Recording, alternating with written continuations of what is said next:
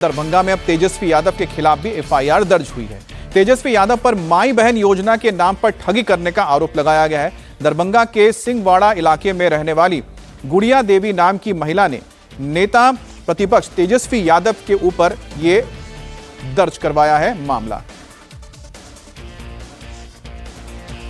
और गुड़िया देवी ने आरोप लगाया है कि उनसे माई बहन योजना का फॉर्म भरने के नाम पर 200 रुपए लिए गए। इस योजना में 2500 रुपए का लाभ देने की बात कही गई थी।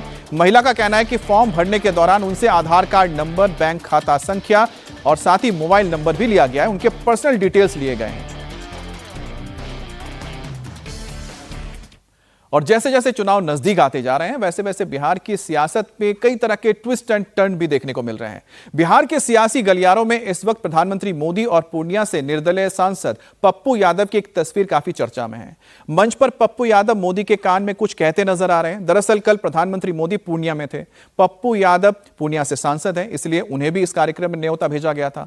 पप्पू यादव ने मंच पर मोदी जी से मुलाकात की। एयरपोर्ट से लेकर वंदे भारत अमृत एक्सप्रेस को लेकर भी प्रधानमंत्री मोदी ने बात की है और उनका धन्यवाद दिया है। एयरपोर्ट खुलने की खुशी में पप्पू यादव ने खीर भी बांटी है।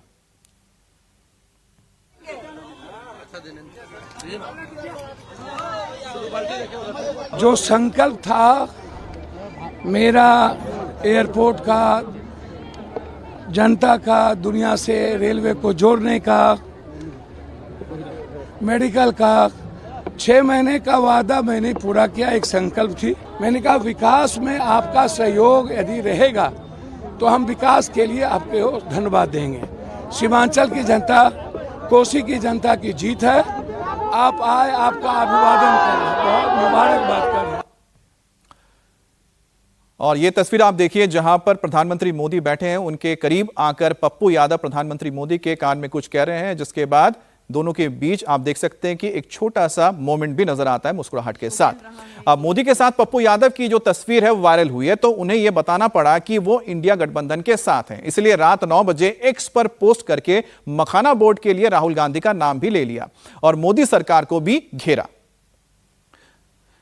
तो ये पूर्णिया एयरपोर्ट के शुभारंभ के बाद आप देखिए कि प्रधानमंत्री मोदी के साथ मंच पर पप्पू यादव नजर आए थे। उसके बाद उन्होंने प्रधानमंत्री से बात भी की थी और उन्होंने एक तरह से धन्यवाद भी दिया प्रधानमंत्री का, लेकिन अपने आप को यह बताने के लिए नहीं, वो मोदी भक्त नहीं बन गए हैं। वो अभी भी इंडिया गठबंधन के साथ है, राहुल जी के साथ है। तो उनको एक बार फिर से पोस्ट करके इस बारे में अपनी बात दुनिया के सामने लानी पड़ी।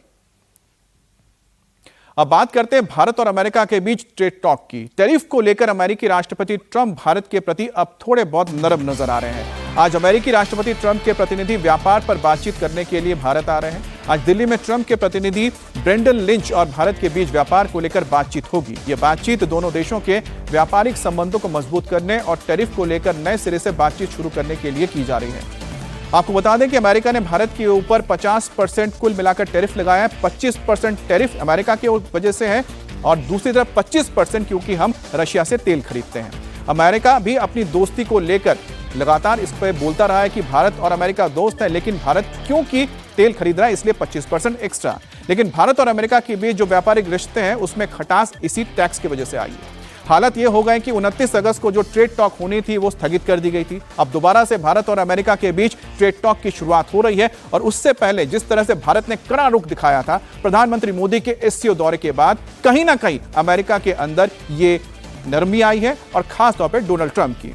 दरअसल आज भारत और अमेरिका के बीच जिन व्यापारिक मुद्दों को लेकर बातचीत होने जा रही है उसमें सबसे बड़ा मुद्दा टैरिफ का है। अमेरिका ने भारत पर 50% टैरिफ लगाया है।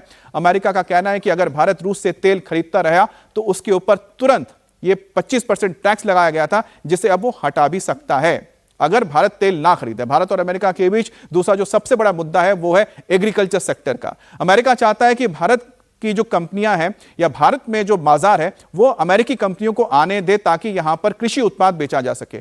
और प्रधानमंत्री नरेंद्र मोदी पहले साफ कर चुके हैं कि वो किसानों के हितों से कोई समझौता नहीं करेंगे। उसी तरह से भारत ने डेयरी सेक्टर के लिए भी अपने किसानों के लिए और पशुपालकों के लिए हितों को ध्यान में रखा है।